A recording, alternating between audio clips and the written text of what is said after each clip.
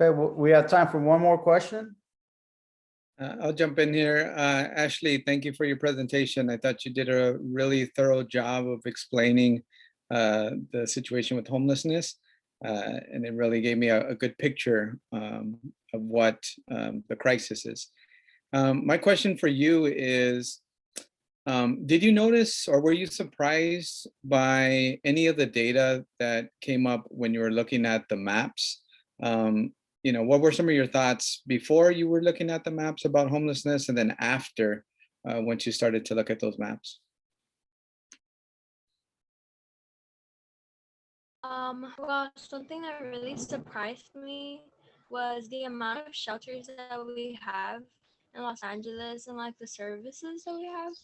I actually think I mentioned it to my science teacher, Miss Ruiz. I was just surprised by how little resources we had here.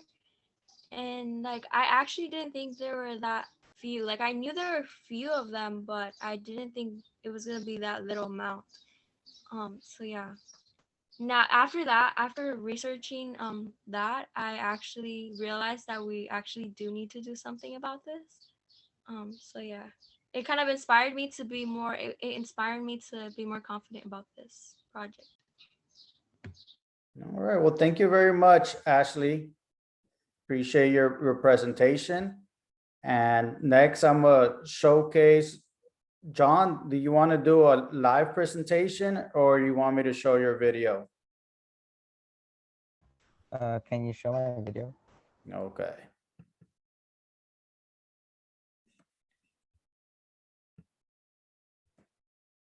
Certain areas have a higher risk of a person catching COVID there.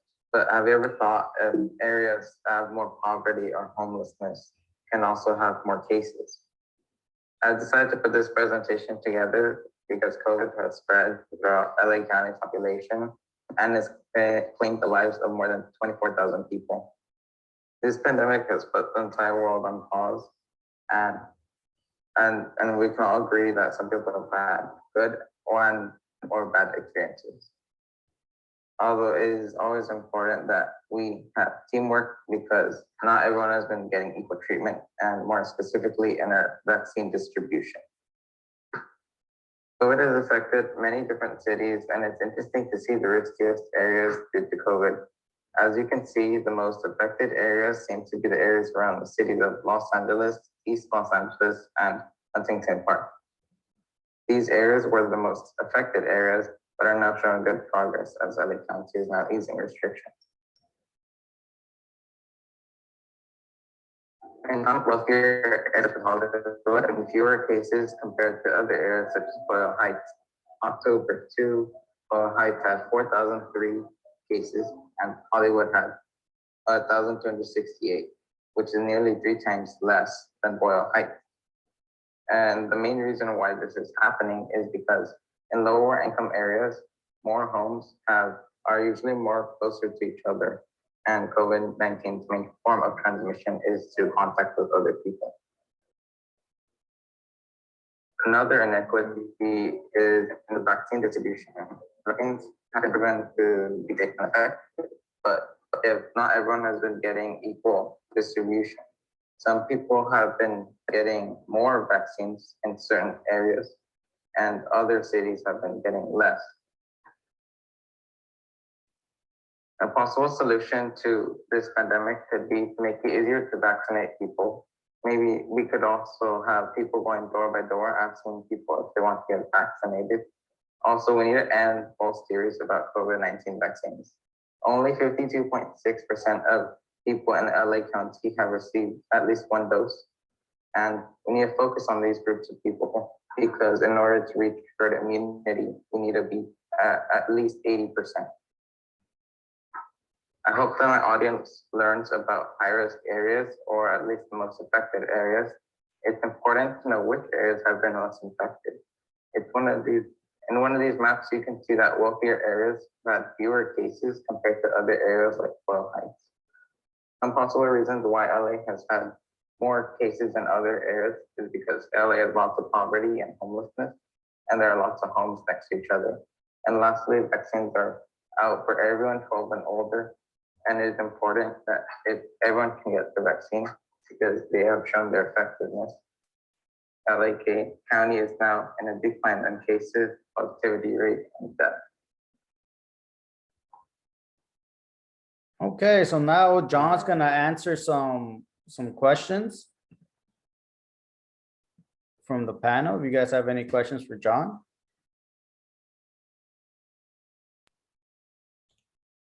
Raphael, before the questions, I sent you a message. Can you send the Google Doc? It looks like the Google Doc already is pre-filled out with Nancy's name in it. And we can't get it out. It only has Nancy in it, no matter which one I hit. So. Oh, okay. Let me see, Mr. Tan could help out with that.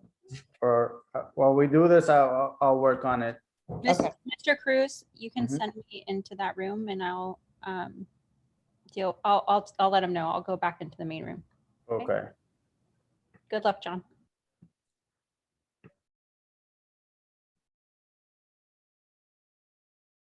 Worst case scenario, we'll send them out to you after the presentation.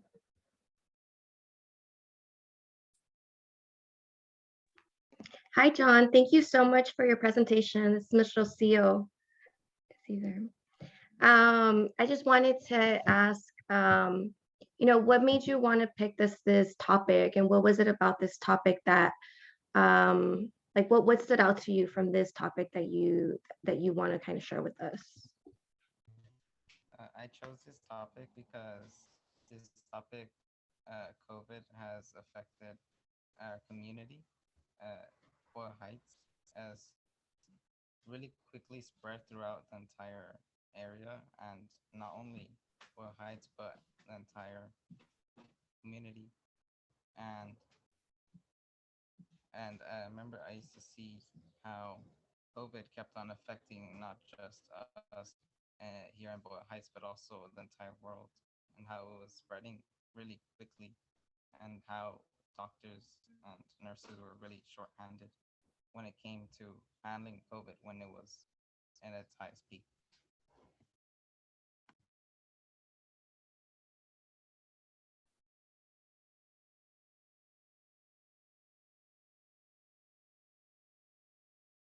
All right, any other questions for John? John, thank you for that great presentation. Did anything surprise you about what you learned about about COVID and the areas it affected most in Los Angeles?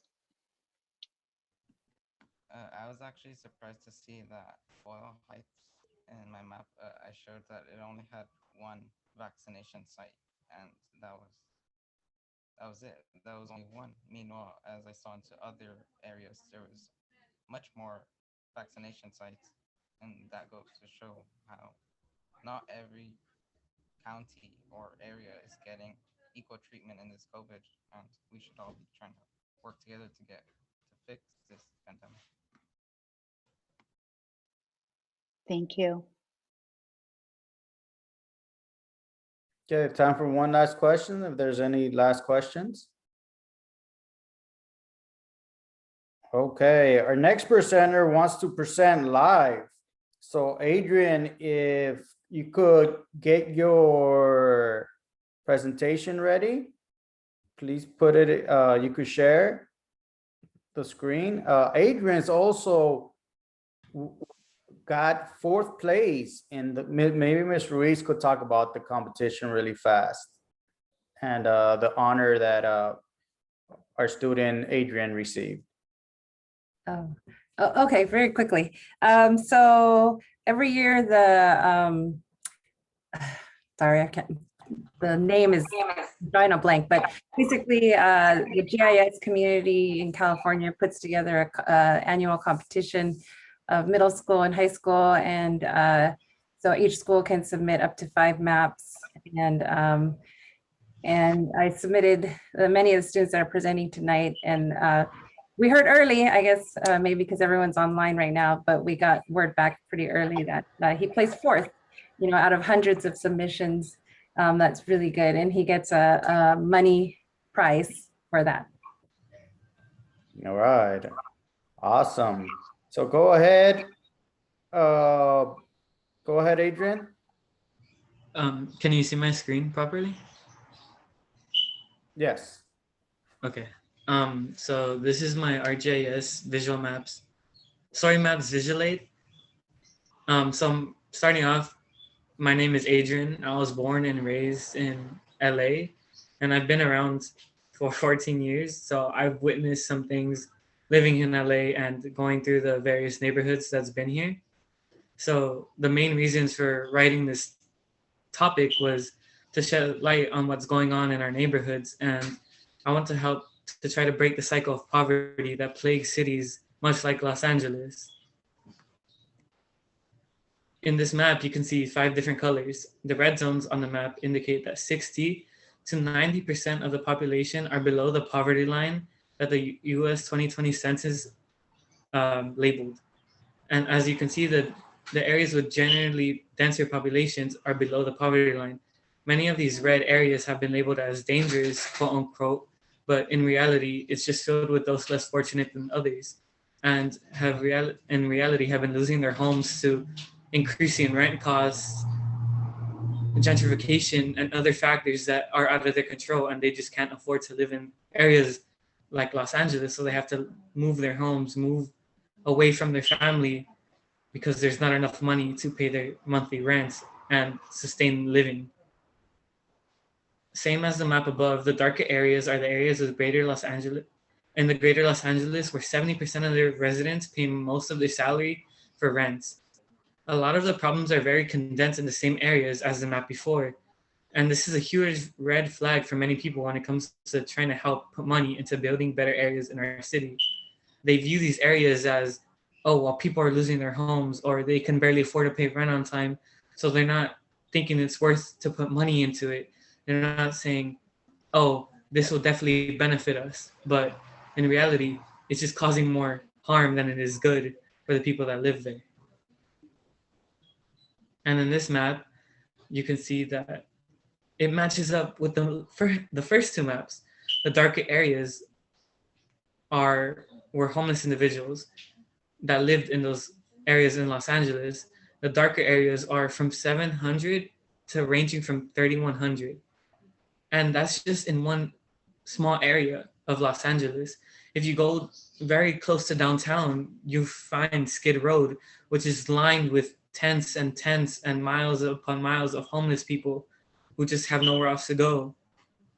And you can see a homeless person just anywhere in major cities, but I feel like Los Angeles, this is a major problem that it's been taking way too long to fix. And for my final map, it matches up with the first 3 maps. Again, the darker areas are the crime per 1K residents in Los Angeles. And in this map, it tells that there are 21 crimes per 1,000 residents in this area. And yearly, they're even greater than that. There are at least 72 violent crimes per year, 102 non-violent crimes per year, and nearly 300 petty crimes as labeled by the police per year.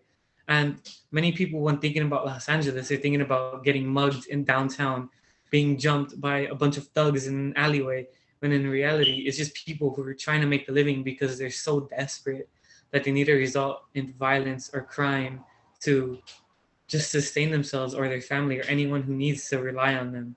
And it's horrible to think about how people out here are cold, hot, hungry, starving, and it's a very somber thought.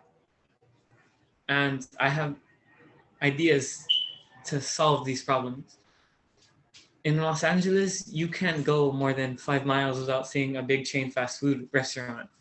And I think closing these big chain restaurants will allow local mom and pop shops to open up, and we'll start getting more money to flow into the neighborhoods. And my second idea was to have money from the city get put towards refurbishing and building newer public areas and centers, not building a new shopping center that we get once every 10 years because it's out of date or some other state or city got, oh, this newer one, and now our council people or whoever decides those want a newer one to match theirs. And I feel like how these ideas can help our communities is by when we close the big name brand stores, it's not going to hurt their profits. They're big name for a reason. They have stores all over the country and in other countries and other continents. And allowing these local shops to open up will allow more money to be able to flow into the neighborhood and get people that need jobs without having to spend years and money that they don't have on master's degrees, bachelor's degrees, PhDs, and they're just able to sustain themselves. And maybe it's just minimum wage for whatever those shops can, but it's still money coming in for food on the table and rent. And then also putting money into public areas will give people a place to go to sort things out and hopefully give them a headspace to seek help if needed. It will help them build communities, build friendships that eventually help people who fall into homelessness. If they have someone they can rely on, it'll give them a chance to get back on their feet instead of getting kicked to the curb by their landlord, because that's just how business is with rent nowadays. Thank you for your time. All right. Any questions for Adrian?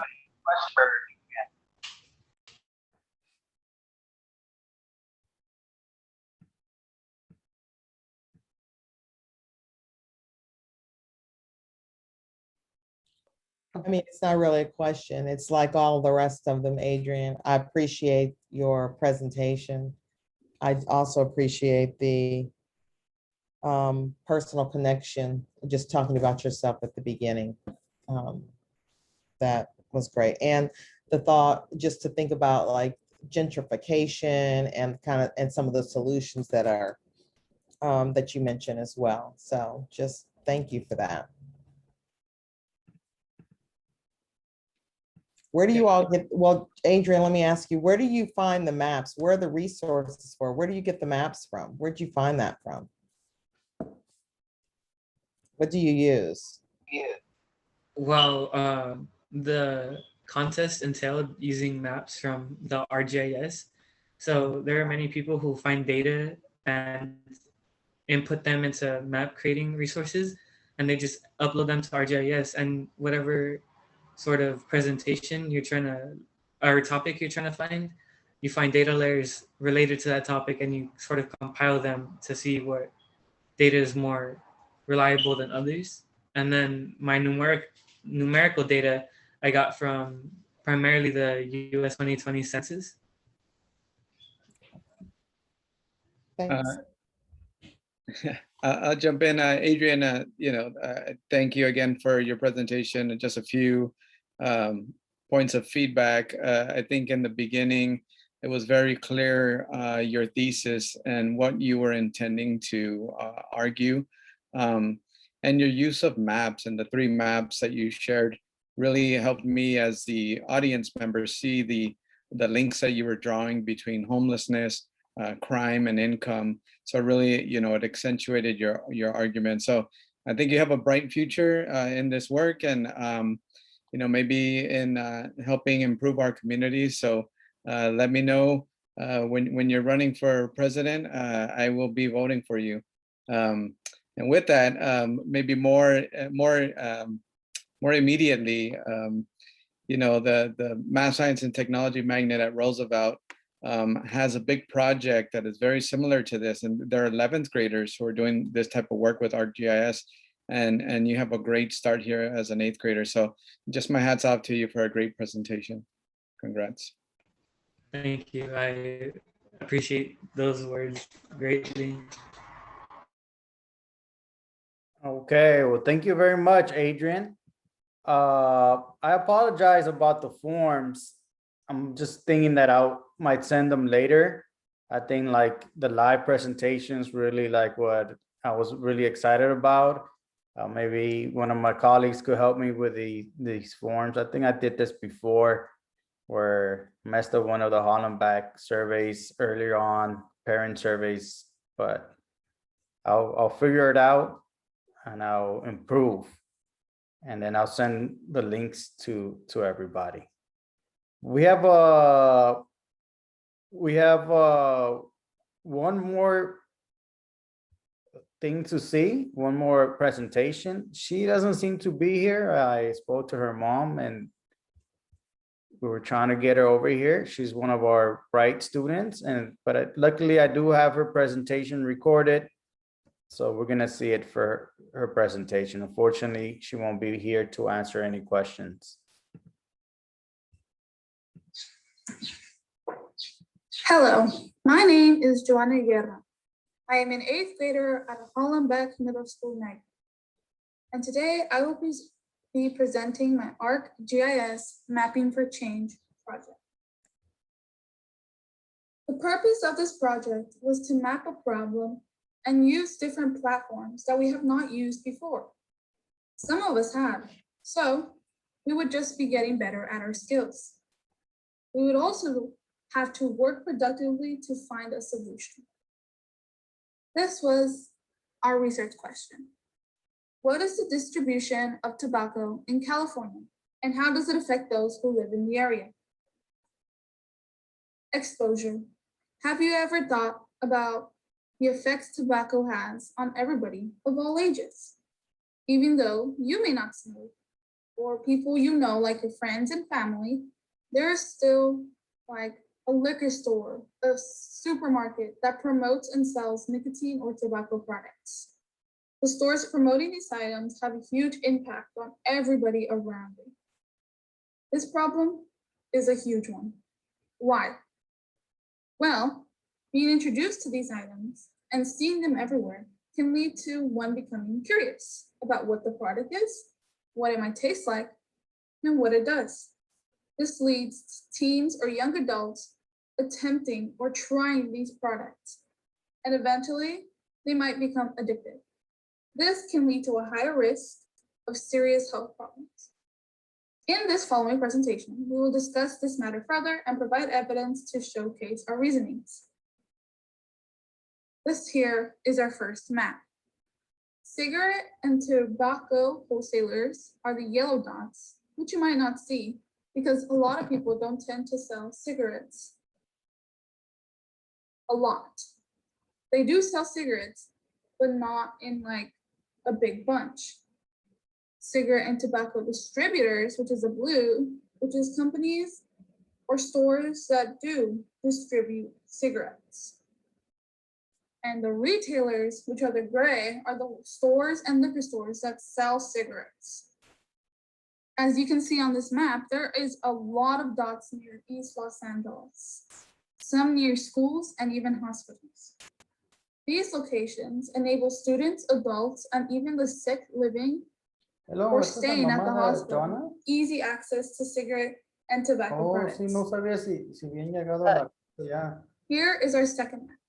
This represents the lung cancer rates in California. Está muy bien. There is a rate of ¿Le puedo decir, Joana, si 42.06 se puede cases entrar? per 100,000 people. Okay, muchas These gracias. people are confirmed to have lung cancer as of 2020. As you can see, the Centers of Disease Control and Prevention, we've got stats that stated that at least 80% of lung cancer related deaths in California are caused by cigarette smoking. On this map, you can see that California has 42.06 cases per the 100,000 people as stated earlier, which can lead to the rate changing from 41 to 77 to 42.35. Here is our third map. This represents chronic conditions in young adults, or the 18 and older. Behavioral Risk Factor Surveillance System had a survey that was conducted in 2018. The survey asked questions like, do you smoke? Do you have any chronic conditions? Do you have any chronic conditions because of you smoking? Questions like that, really simple questions. And with the people that answered, it was proven that 36.3% of Californian people suffer from a chronic disease because of smoking. This is about 2,880,000 young adults. Conclusion. Tobacco has been around for centuries and has been used throughout the world. And also, it has killed millions of people, kids and young adults, old people. California is one of the largest states and has one of the largest percentages of tobacco users. To prevent people from dying and smoking these cigarettes, we must work together. Here is a clip of Superman saying, "Never say yes to a cigarette."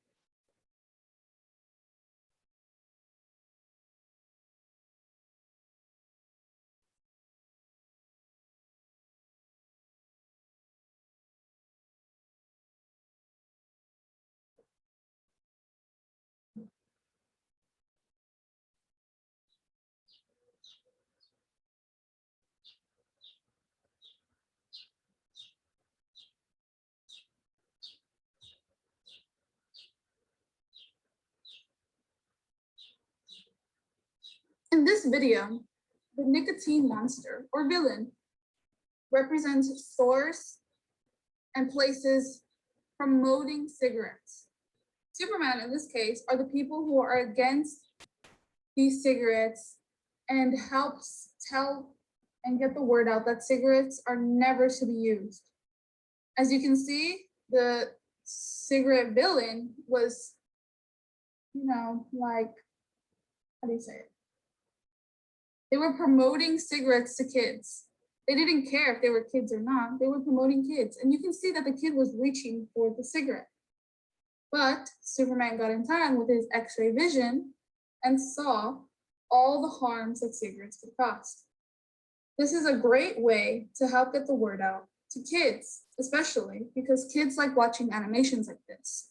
And this will help get the word out with kids still like paying attention to the video because it is an entertaining video. Social justice and ethnic disparities. This is a piece of evidence that I received from one of my teachers. This evidence reads that lung cancer cases is 53.5 among Black Americans in California. And nationally, it's 61.1. This is significantly higher than the rate of whites in California, which is 48.3. This basically means that maybe in, say, a Black neighborhood, there are more stores promoting cigarettes compared to a white neighborhood where the cigarettes are being promoted less. This would lead to African Americans having more access to cigarettes. This can also mean that maybe they do have the same amount of stores. But what if the cigarettes are cheaper in African American neighborhoods? This would mean that anybody can buy cigarettes because they're cheap. And whites, it would mean, say, cigarettes were more expensive. That would mean that not a lot of whites would keep buying cigarettes if they were too expensive. This project is going to help me in high school because I would like to learn more about this in high school. I would like to find ways to advocate problems like this and advocate my own ideas for a solution. Maybe starting a club in high school to help solve these problems with other teens who agree with me.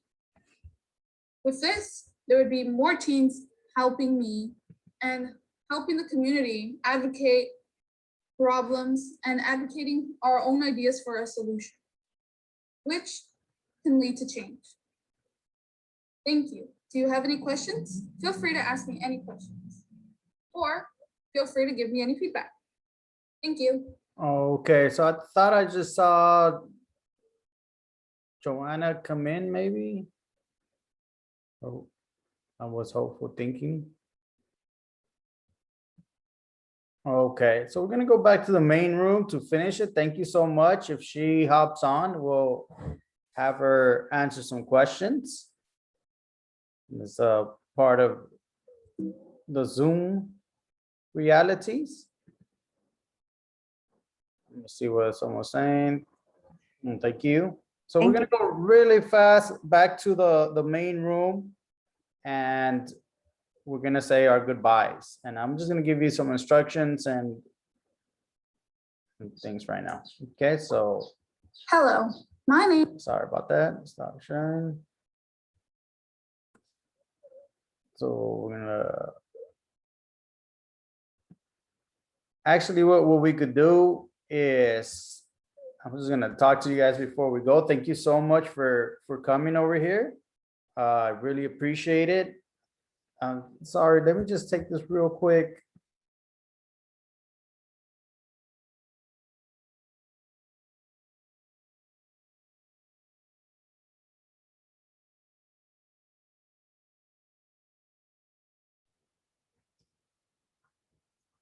I think the room's closing in less than a minute. So we could Yes.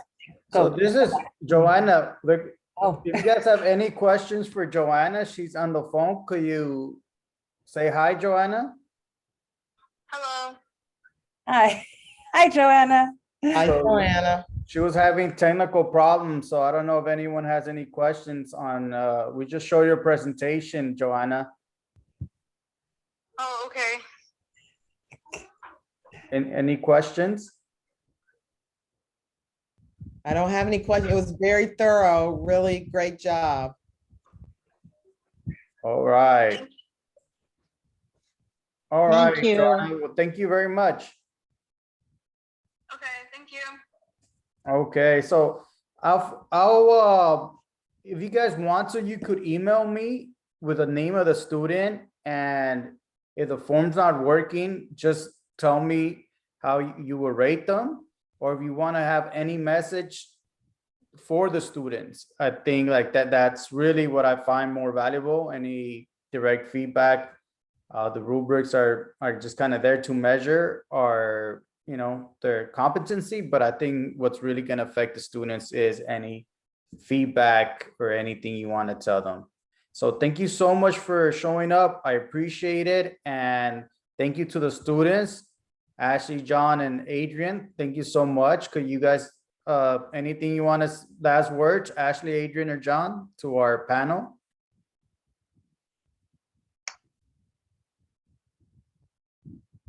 All right. All right. Well, thank you very much. And you guys have a great day. Thank you so much. Bye. I filled out the forms, Raphael, with feedback. I just did it. I just did them. So, All right. Thank you. Thank you. Appreciate it. bye. Bye. Great tutorial videos to walk the students through the aspects of how to find the maps and the data layers and how to create the website, the story map. Okay, so thank you everybody for showing up. I was very excited. The kids did a great job. Sorry about the feedback forms, but you could, if they weren't working, you could send me your ratings. But most importantly, if there's any message you want to give to the students, I think that's definitely the most powerful thing. If you want to tell them something, I'll make sure they get it. But thank you so much for taking an hour out of your busy time. So really appreciate it. And that's it. Thank you so much. And thank you. I know Adrian and John are still here. A lot of people here have been people that have inspired me one way or another. So I really appreciate it. So have a great day. Thank you so much. thank you. Thank you, Mr. Cruz. Thank you. Awesome work, everyone. Congratulations. Absolutely, yes. We all unmute ourselves and just clap at the same time because that was just Okay. congratulations. Hi, everybody. Thank you. Bye. Nice to see you Bye. all. Thank you so much.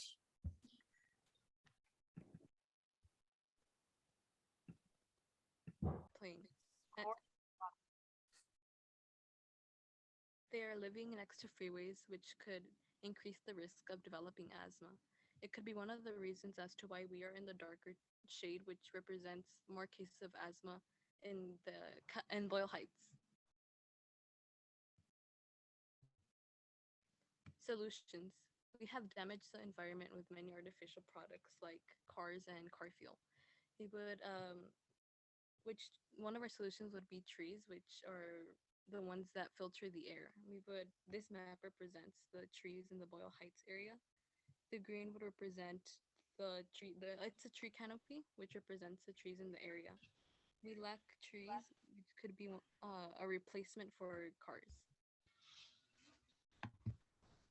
Another solution would be electric cars, which reduce air pollution. Here in Boyle Heights, we really don't have enough electric where you could charge your electric cars, which is the map on the right. And we have more gasoline stations, which are for regular cars, which are the ones that produce lots of air pollution. These are our links to our story map, our GIS map.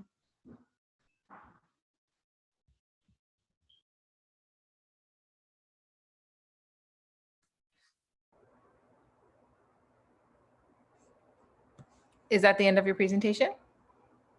Yes, this concludes our presentation. And Oh, below okay. our story map link, which is like more information about what our focus was on for this project. Okay. Thank you so much, girls, for that presentation. I was just going to ask a question about it was interesting to see the map of Boyle Heights with were the little red signs, were those gas stations or charging stations? I think they are charging stations. Oh, okay.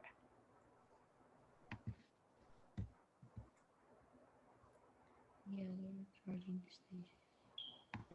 Is where you could charge your electric cars, and we really don't have lots of those in Boyle Heights. And we have more of the gasoline stations in Boyle Heights, which are mostly for the regular cars, which are the ones that produce more air pollution. Right. I like that map. Thank you. Yeah, I love your story map too. That's really well done. I just had a look at it. And I thought it was quite extensive. And I just wondered, I don't know that this was something you thought about, but did you have a tendency to look at any other LA neighborhoods to see who has more charging stations? Because I thought that map of the charging station was really interesting. Do you know which areas have more electric car charging stations? Just a wondering.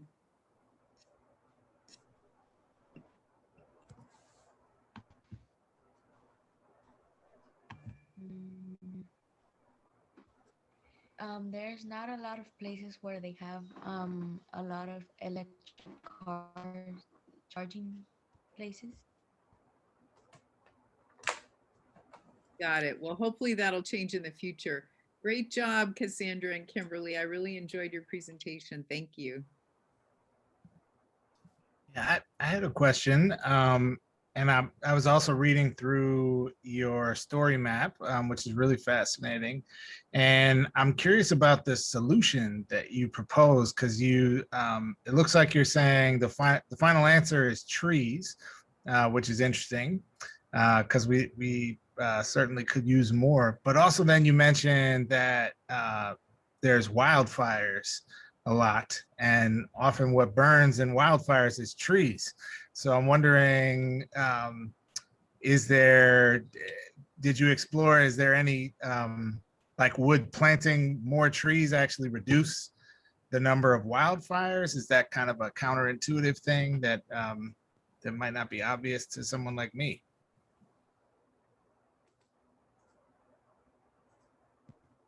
Our focus was mostly like more just natural stuff like trees, plants, but since they could die out if they take in too much air pollution, they die out at a point.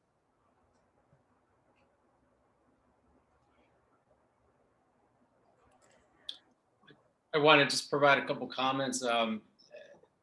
Kimberly, Cassandra, thought it was very thorough, and you provided us with some solutions. So thank you for that.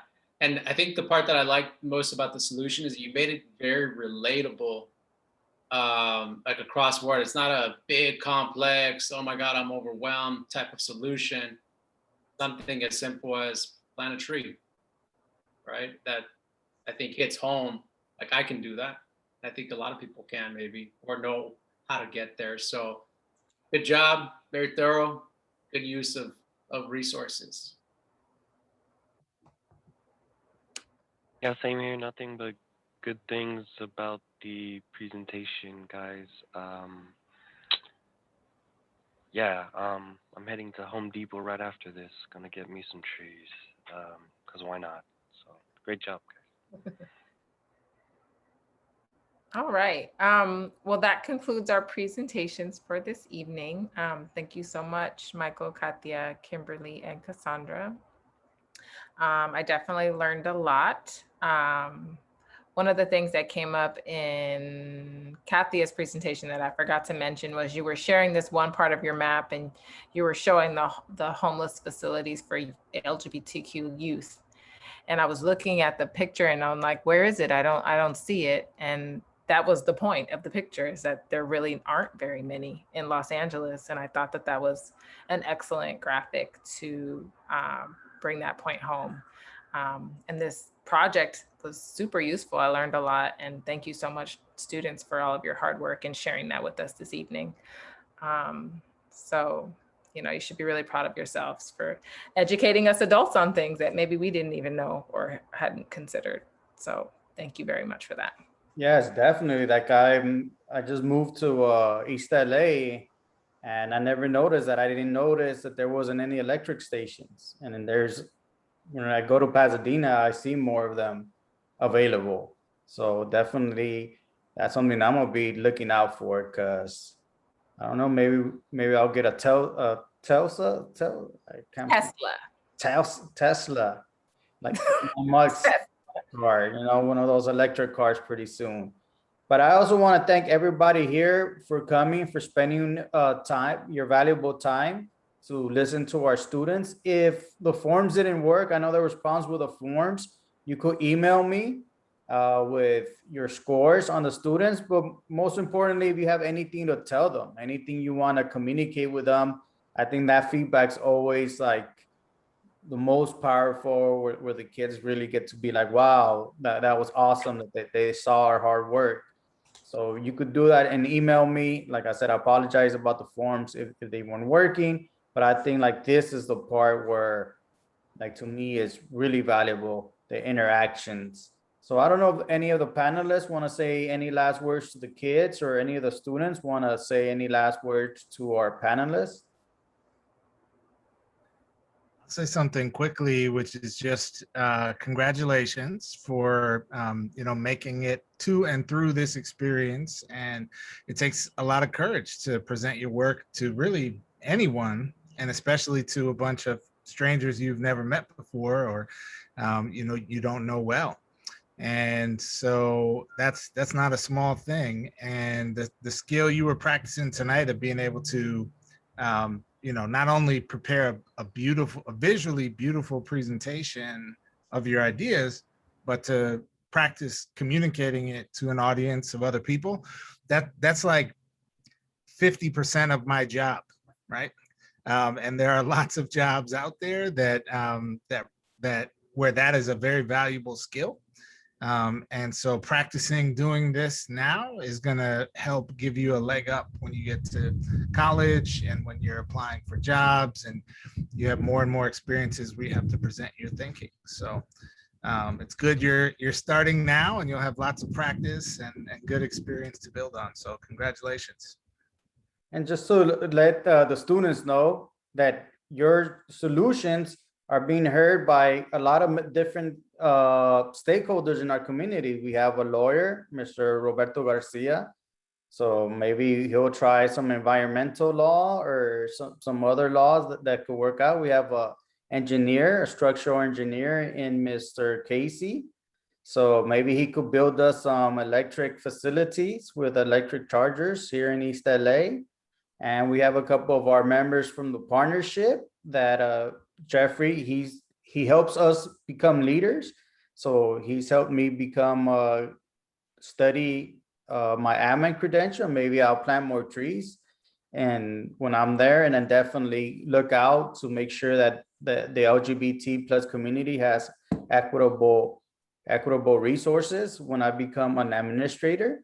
And we have Kathy who deals with the media and promotion stuff, because sometimes we got to get the word out to people about the issues that are happening in our community.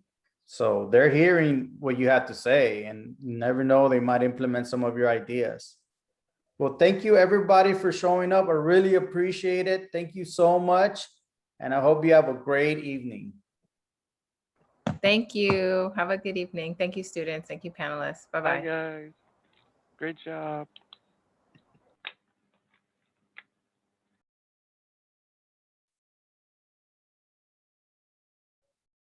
Bye, Kathia. Bye, Kimberly. Bye, Cassandra. Goodbye.